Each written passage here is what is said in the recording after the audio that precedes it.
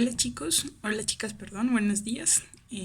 Espero que este tiempo que ustedes han podido estar en su casa hayan podido aprovechar muy bien el tiempo, ya que tenemos tiempo de más.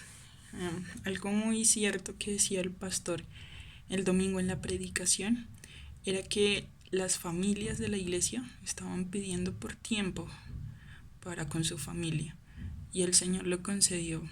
¿Y de qué manera? Pero espero que, así como dice la Biblia, que redimamos el tiempo, asimismo ustedes, chicas, estén redimiendo el tiempo, pasándolo con una relación estrecha con el Señor, también haciendo sus deberes y siendo testimonio a otros en medio de esta tormenta, de esta aflicción que estamos viviendo.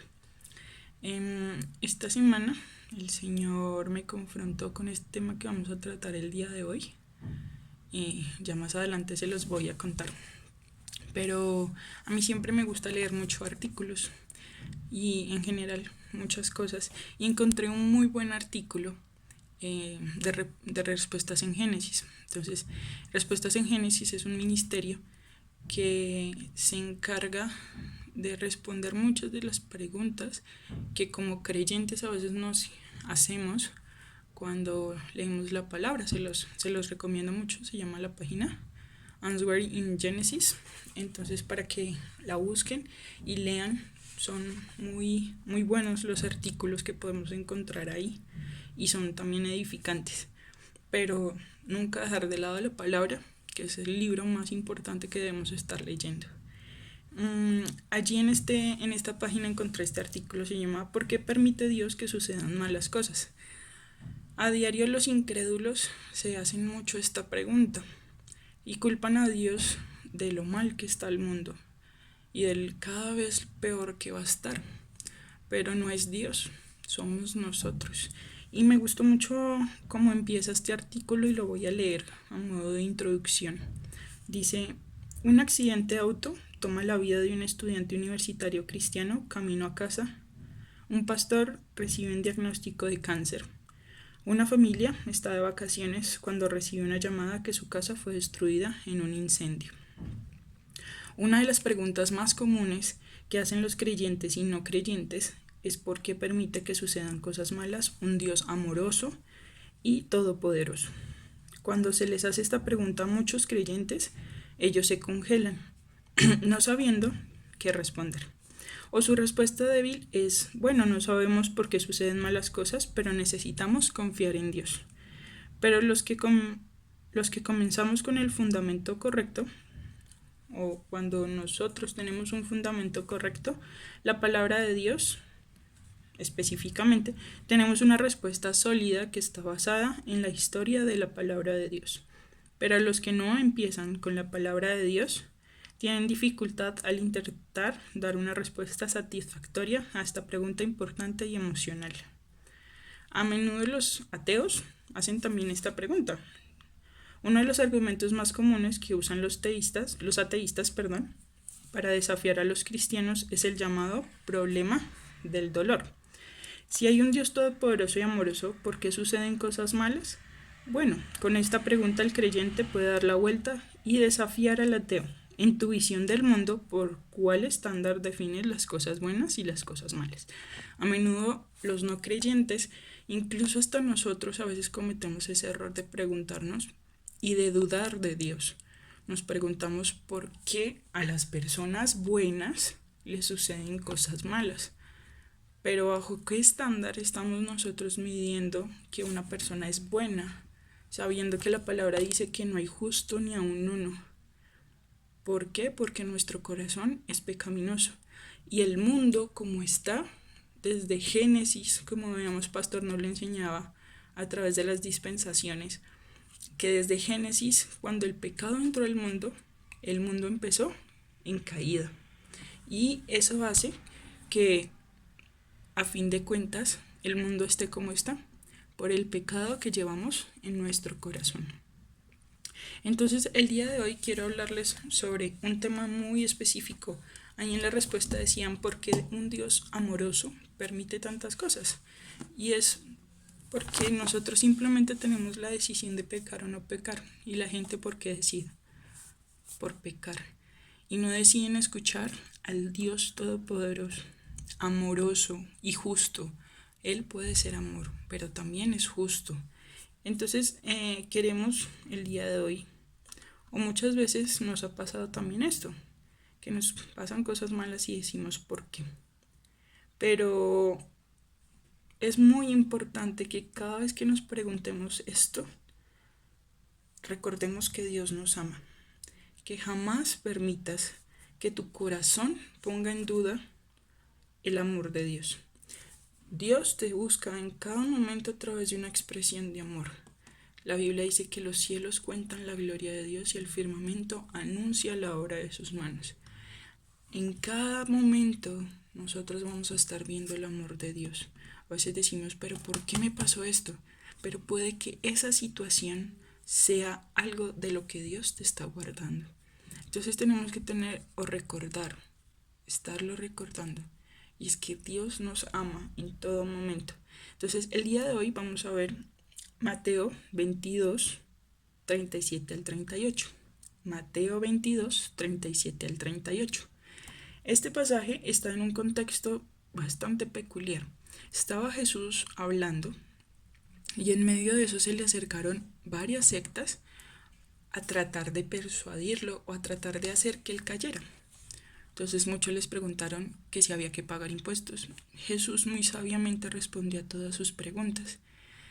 Y esta es una pregunta que él respondió también.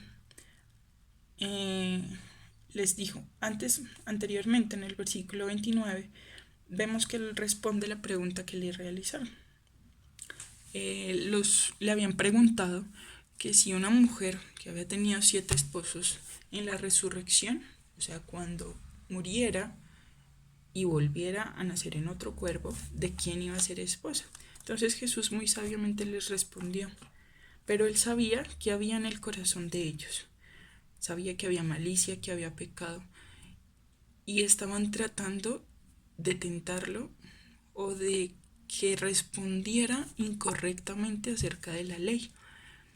Y él fue tan sabio, Jesús, que respondió este pasaje que vamos a estudiar el día de hoy, Mateo 22, 37 al 38. Dijo, entonces los fariseos, oyendo, en el 34 estamos, para entrar un poquito en contexto, dice, entonces los fariseos, oyendo que había hecho callar a los saduceos, se juntaron a una. Y uno de ellos, intérprete de la ley, preguntó por tentarle, diciendo, Maestro, ¿cuál es el gran mandamiento a la ley? Y Jesús respondió, amarás al Señor tu Dios con todo tu corazón y con toda tu alma y con toda tu mente. Este es el primer y grande mandamiento. Estos dos pasajes son los que vamos a estudiar el día de hoy. Pienso que es muy importante recordarlo en todo tiempo. Dice que en cuál de los mandamientos, cuál era el gran mandamiento. Si Jesús decía uno, ellos se iban a ir por otro y le iban a sacar sus argumentos humanos. Pero Jesús, siendo Dios mismo, sabio, les respondió que el primer gran mandamiento es amar a Dios sobre todas las cosas. A menudo como jóvenes tenemos muchas decisiones que tomar, pero la primera decisión que ustedes deben tomar es esta, la gran decisión para su vida, porque de eso depende absolutamente todo lo que ustedes van a hacer y ser en la vida. Es amar a Dios. Este es un pasaje paralelo con Marcos. Y en Marcos agrega algo y es que también es con todas mis fuerzas. Pero entonces vamos a desglosar un poquito este pasaje que tiene demasiadas cosas que enseñarnos. Chicas, vamos de nuevo entonces a Mateo 37. Dice, Jesús les dijo, amarás al Señor tu Dios. Primero, amarás al Señor tu Dios. Espero en mi corazón que si ustedes me están escuchando esta mañana, tengan a Cristo en su corazón, que hayan decidido por Él, que hayan creído en el sacrificio que Él realizó en la cruz, que fue tan grande muestra de amor, para que ustedes puedan decir esto: amarás al Señor tu Dios. Si yo primero no creo en Cristo, no puedo decir que es mi Dios. Es un Dios personal, es un Dios vivo.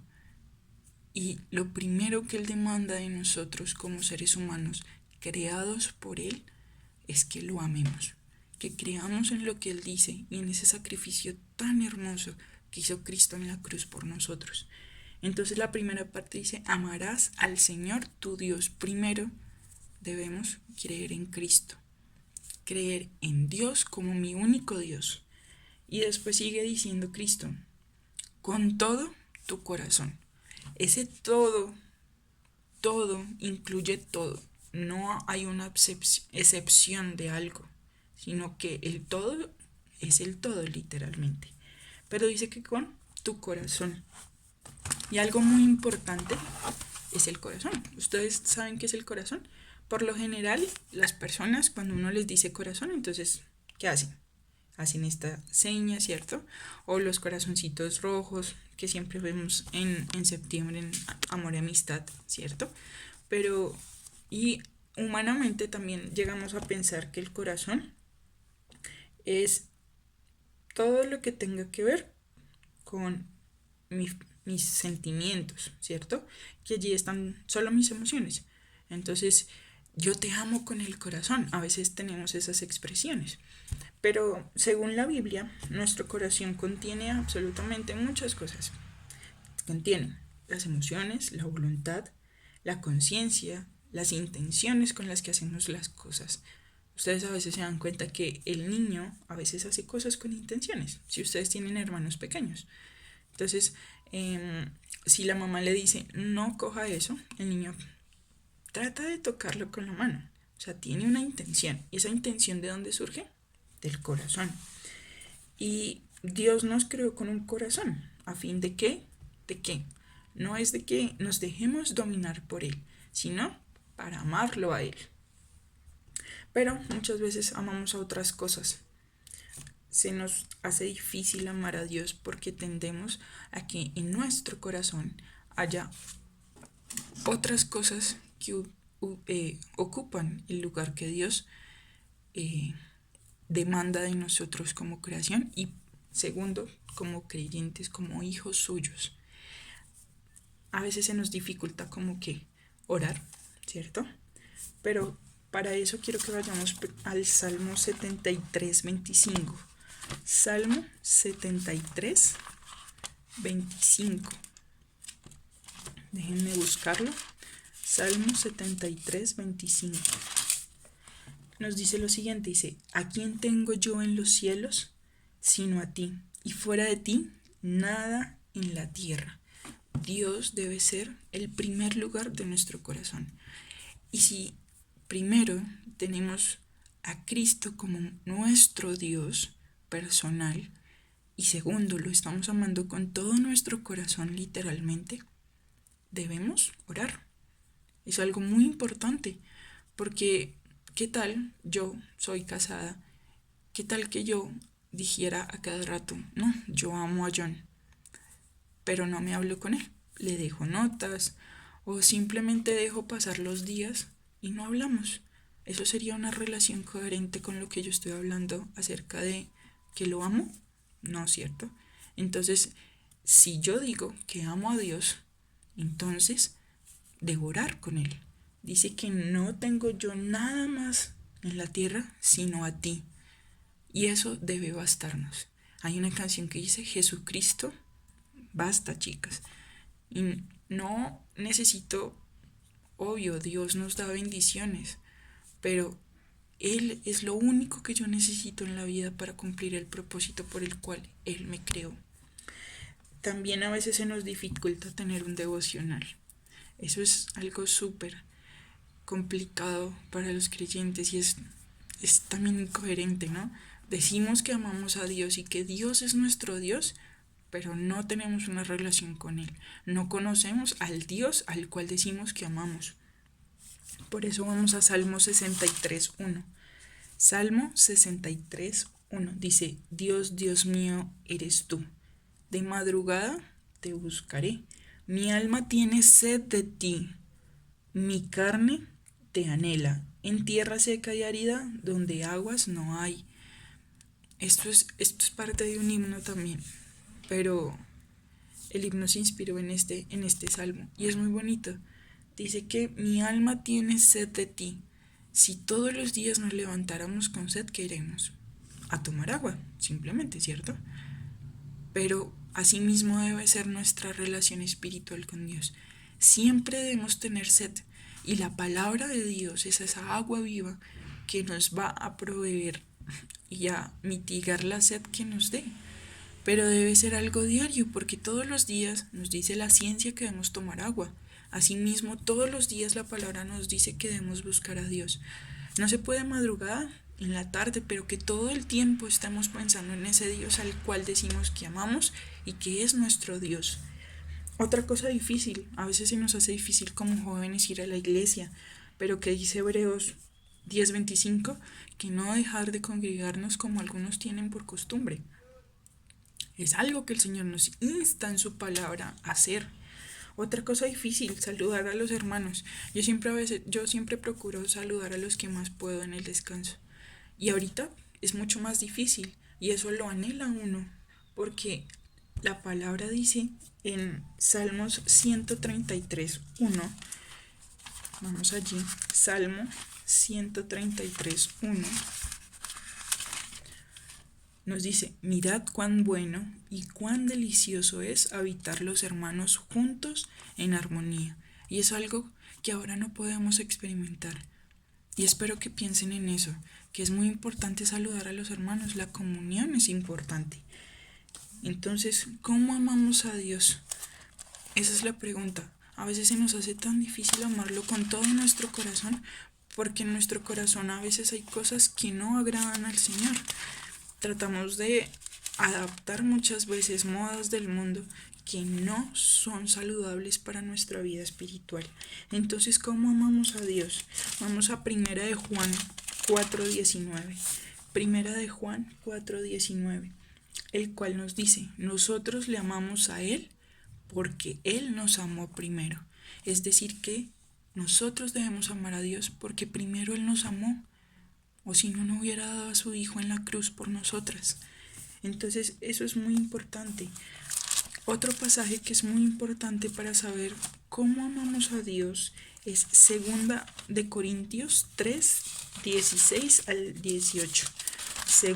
2 Corintios 3:16-18 nos dice: pero cuando se conviertan al Señor, el velo se quitará, porque el Señor es el Espíritu, y donde está el Espíritu del Señor, allí hay libertad.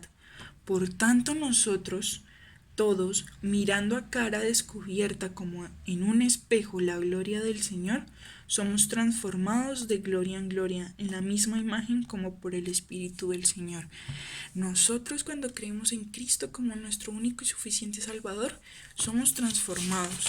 Entonces, asimismo debemos amar a Dios. También nos dice el versículo que debemos amar a Dios con toda nuestra alma. En el alma encontramos la voluntad y también las emociones. Entonces yo me pongo bajo el control de Dios. No hago mi voluntad, sino la de Él. No tomo decisiones bajo mis sentimientos, bajo lo que yo pienso, sino que busco la gloria de Dios porque lo amo. El versículo también nos insta a amar a Dios con toda nuestra mente. La mente contiene mis pensamientos y mi conocimiento. No debo llenar mi cabeza de cosas que realmente no son buenas para mí, sino que debo llenar mi cabeza con cosas edificantes. ¿Por qué? Porque yo amo a Dios. En Marcos 12:30, Jesús agrega algo, o Marcos agrega algo a lo que el Señor dijo, y es: con todas nuestras fuerzas.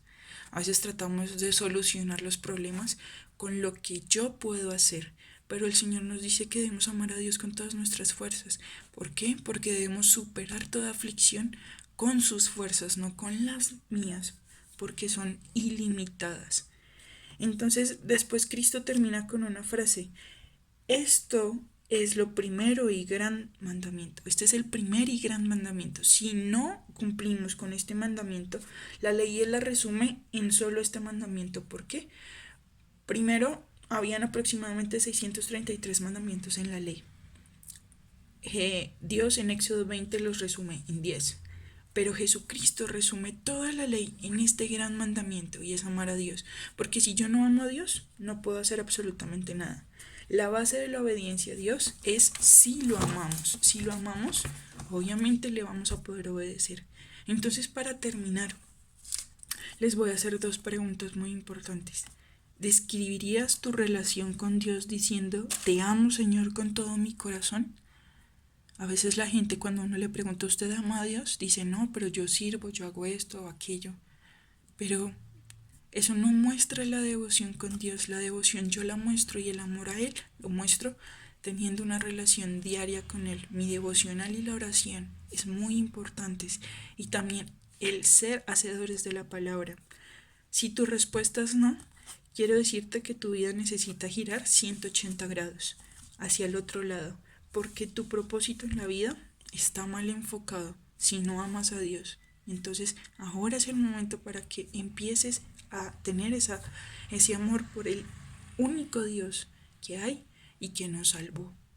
Otra pregunta: ¿estás cumpliendo el más grande mandamiento? Toda tu vida depende de esto. Tu vida cristiana, todo en cuanto a conocer y tener una experiencia con Dios, depende de ese amor que tú le tienes a Él. Conocer su voluntad depende de cuánto le amamos, porque si le amamos y tenemos una relación con Él, podemos conocer su voluntad. Y la calidad de la relación con Él depende de ese amor que yo le tengo. Si Él me amó primero, yo puedo amarlo fácilmente. Si esta relación no anda bien, nada en tu vida andará bien. Por eso es momento, si eres creyente, a cultivar una relación con Dios, diciendo con convicción: te amo, Dios, y que nuestras vidas como chicas reflejen esa frase. Y si no eres creyente, es tiempo para que creas en Cristo como tu único y suficiente Salvador, y puedas decir como nosotros: te amamos, Dios. Es muy importante, chicas, que tengan en cuenta esto, porque una relación con Dios es el factor más importante de sus vidas. No es un esposo, no es una carrera, es Dios mismo, quien nos amó primero y a quien nosotros debemos amar. Gracias, chicas, eso era lo que quería compartir con ustedes. Espero que el Señor les hable a través de su palabra, así como me habló a mí, y les deseo lo mejor, que se cuiden, que estén pendientes de las reuniones, de los estudios, porque eso ayuda mucho y eso hace parte de la administración del tiempo que Dios nos regaló. Chao, chicas, que estén muy bien.